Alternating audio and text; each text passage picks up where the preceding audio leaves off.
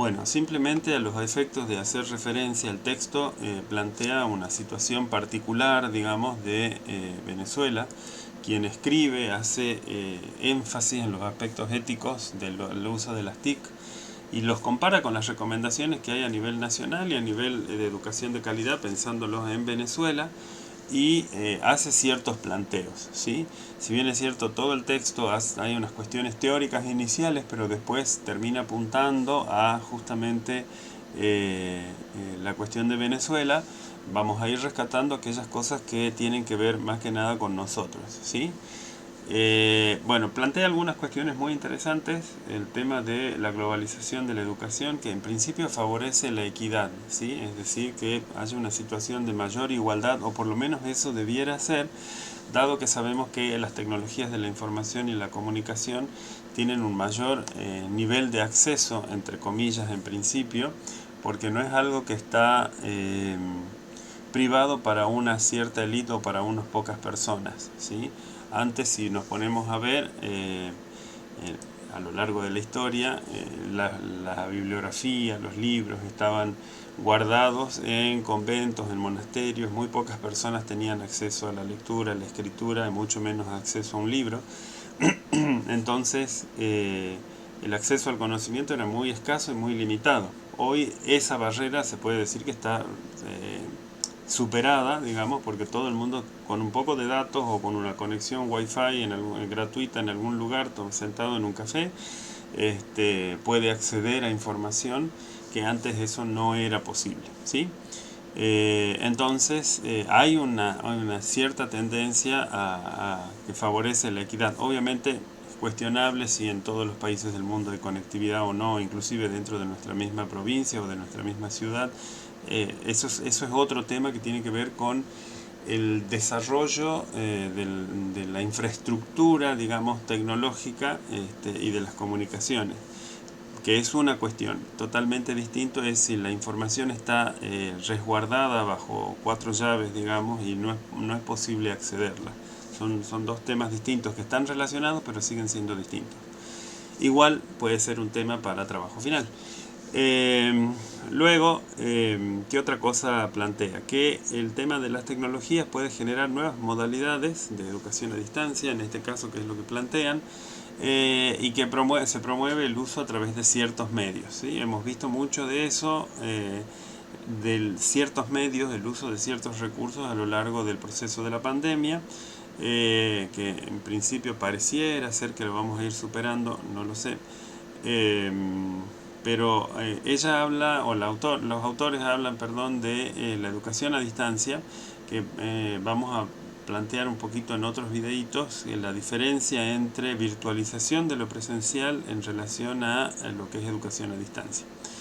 Y después plantea ciertos aspectos éticos que se tienen que empezar a considerar, como privacidad, neutralidad, brecha digital, delito cibernético, transparencia, plagio, propiedad intelectual, responsabilidad, honestidad, como algunos de aquellos aspectos que se tienen que comenzar a tener en cuenta a partir el trabajo mediado por tecnologías, ¿sí?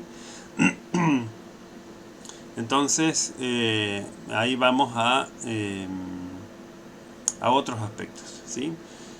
Si nosotros nos ponemos a ver, ya en otro videito vamos a hablar de algunas resoluciones del Consejo Federal en cuanto a educación a distancia. La educación a distancia como la presencial son opciones, pero ambas las dos,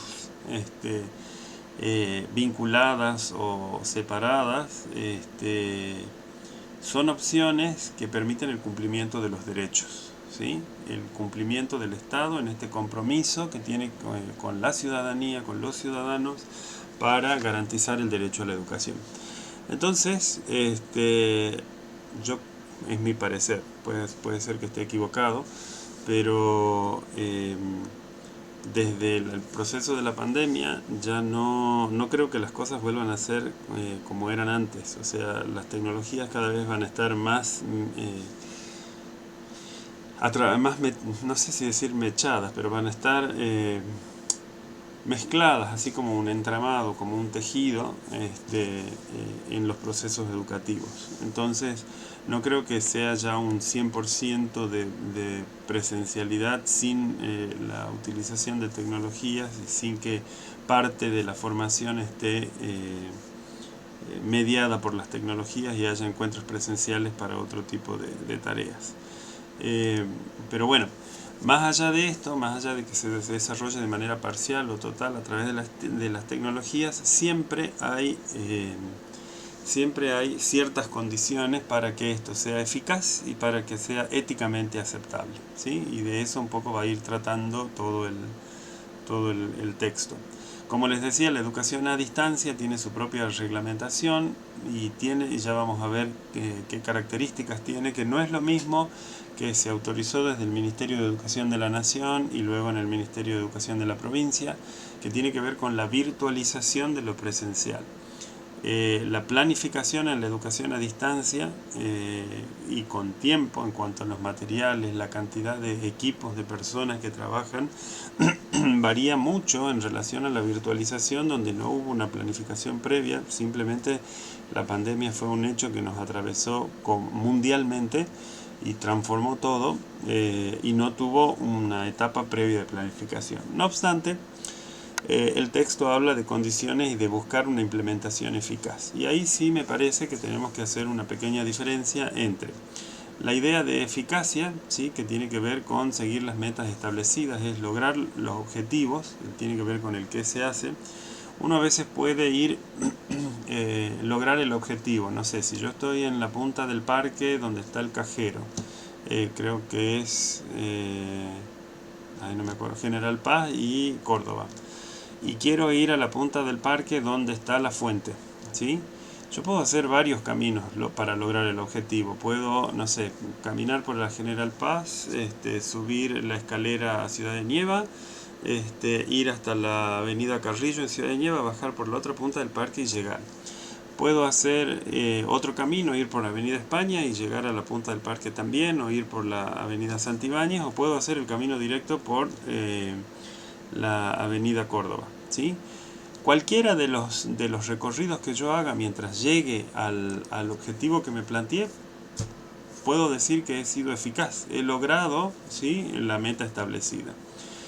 Pero la eficiencia tiene que ver con lograrlas de la mejor manera posible, ¿sí? ¿Cómo lo hago? Buscando optimizar los recursos, tiempo, gastar la suela del zapato o de la zapatilla, no sé, lo que fuere. Utilizar la menor cantidad de recursos posibles, o utilizar los que tengo con el mayor resultado posible.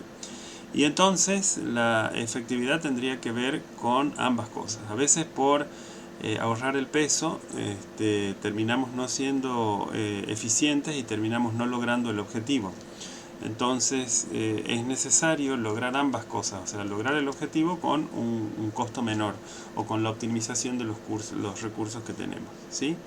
Y en ese punto la educación a distancia y la virtualización son etapas muy distintas, ya lo vamos a ver, porque la educación a distancia, como ya conoce de qué se trata el asunto, de la mediación de las tecnologías, antes era el sobre, las cartillas impresas, la radio, la televisión, hoy es internet, hace un cálculo, digamos, o trabaja desde la eficiencia y desde la eficacia de otra manera, ¿sí? Porque bueno, ya hay toda una estructura no solamente teórica, sino de trabajo, que hace que las cosas se apliquen de otra manera. Bien, volvemos entonces a la educación como derecho, ¿sí? O sea, retomando el primer videíto.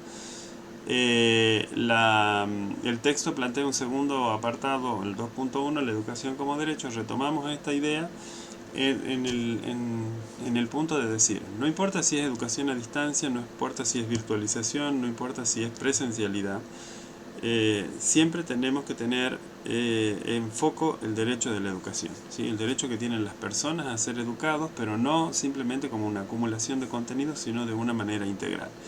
Y en este punto los autores plantean, o sea, quien escribe el texto plantean algunos artículos, ¿sí?, que tienen que ver obviamente con Venezuela, pero cómo ellos lo ven. Si nosotros nos ponemos a investigar, las normativas argentinas y los acuerdos internacionales también tienen, bueno, está la Declaración de Derechos Humanos, esa es general, pero después habla de protocolos y demás,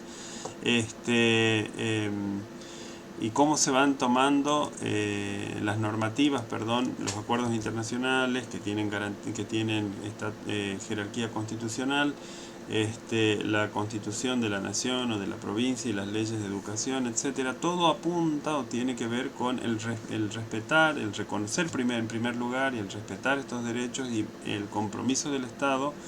No importa la opción de presentación de la propuesta educativa, si es presencial, semipresencial, virtual, educación a distancia o lo que fuere, tiene que ver con garantizar estos derechos. Entonces, otro tema para investigar, para quien quiera, puede tener que ver con justamente hacer un barrido de las normativas y la efectivización del derecho a la educación en este tiempo, ¿sí? Bien, vamos cortando aquí.